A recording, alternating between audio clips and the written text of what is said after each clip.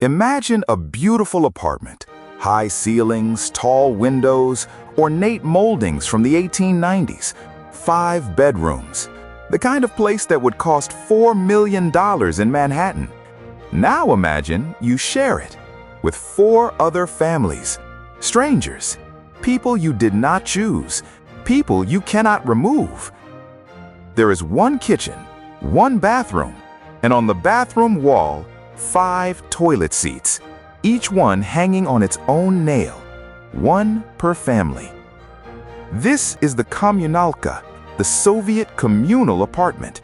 For decades, it was the standard way millions of people lived. So how long did the Soviet government let this go on, and what did they do to fix it? The answer will shock you. To understand how this happened, you need to go back to 1917. The Bolsheviks had just taken power, and they faced a problem nobody had a plan for. Millions of people were flooding into Soviet cities looking for work. Factories needed workers. Cities had no room. The solution was brutal in its simplicity. Lenin signed a decree. The state would seize all large private apartments and divide them and fill them, 1 family per room. They called it uplotnenie, compaction. Imagine you're a respected doctor in Imperial Russia or a jeweler. You've spent 20 years building your life, a 5-room apartment in the city center filled with books, furniture, a piano. One morning in 1918, there's a knock at the door. 2 men with a government order. By evening, your living room belongs to a peasant family from the countryside, your study to a factory worker. You keep 1 room, you share the kitchen, you share the bathroom, and you have no right to object. This wasn't just a move, it was a 100% tax on your space, overnight, with no compensation and no appeal. The doctor, who had spent 30 years building his home and his life, was now asking a factory worker for permission to use his own bathroom. The kommunalka was presented as a temporary measure, just until enough new housing could be built. And the place where its strangest rules played out every single day was the kitchen. Now picture what happens when 5 families share 1 kitchen every single day. 5 different schedules, 5 different smells, 5 different ideas about cleanliness. You might expect people to cooperate, share a stove, split the costs, work it out. But in the Soviet kommunalka, shared almost always meant nobody's responsibility. If something belonged to everyone, nobody fixed it, nobody cleaned it, nobody paid for it. So people stopped sharing. They divided. Picture 1 hallway ceiling with 6 separate light bulbs, each screwed in by a different family, each connected to their own electricity meter. When everyone is home, the corridor blazes like a banquet hall. When there's a conflict, someone unscrews their bulb, and the hallway goes half dark. The kitchen was a theater of cold wars. Every family had its own shelf, labeled, locked. 2 burners per family, their own pots, their own salt, their own cutting board. You might eat cabbage soup inches away from a neighbor frying fish in total silence. And then there was the bathroom.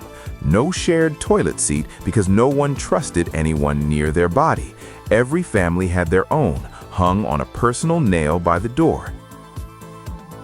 In Western apartments, privacy is something you take for granted. A closed door means don't come in.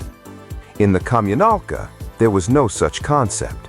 You knew when your neighbor fought with his wife. You knew what he cooked for dinner. You heard him count money at night, and he heard everything about you every single night. That level of forced intimacy either built lifelong bonds or something far more dangerous. If you find this fascinating, there's a lot more where this came from. Subscribe so you don't miss what comes next, because the next part of this story gets much darker. In 1950s America, people feared the communist under the bed, the McCarthy era. In the Soviet kommunalka, the informant didn't live under your bed. He lived behind your wall. And sometimes he was the person you said good morning to every day.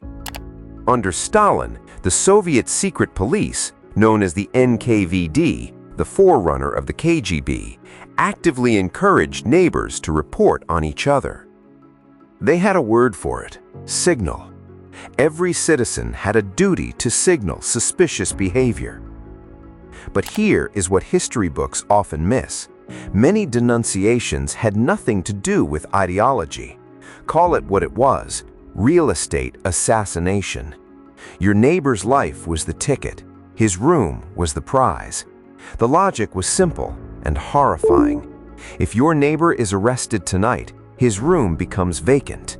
Vacant rooms go to the most vigilant tenants. You write a letter. You claim he made a joke about Stalin or that you saw a Bible in his room. The secret police comes at midnight, and by morning, you have a window that faces the courtyard instead of a wall. And the morning after an arrest, the kitchen felt different. The same smell of soup, the same burners, but one family was gone, and no one asked where. You think this is ancient history? What you're about to hear will change that. The Berlin Wall fell in 1989. The Soviet Union collapsed in 1991. And yet, right now, in 2026, the city of St. Petersburg still has approximately 55,000 communal apartments, with hundreds of thousands of people living in them. The city's own officials have estimated that at current resettlement rates, the last kommunalka in St. Petersburg will not close until 2050. Now you might be wondering, why don't they just sell? Here's the problem. To sell the whole apartment, every single owner must agree, every one of them. If one elderly woman in the corner room refuses to move, the entire apartment stays a kommunalka. Nobody can force her out. Nobody can sell around her. She holds a veto over a property worth millions. And some people simply don't want to leave. Take that elderly woman in the corner room. She was born here. She raised her children here. She buried her husband. This apartment, with all its noise and its neighbors and its nails on the wall, is the only home she has ever known. The government offers her a new apartment across town. Clean, quiet, her own bathroom. She says no. The Soviet state believed it could engineer a new kind of human being, collective, selfless. The kommunalka was the laboratory. The experiment failed officially. The Soviet Union is gone, but the laboratory is still open. Right now, tonight, someone is walking to the bathroom door, taking their toilet seat off the nail, carrying it inside.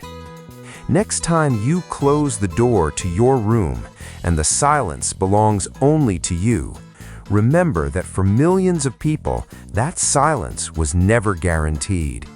Some waited their whole lives for it, and some of them are still waiting today.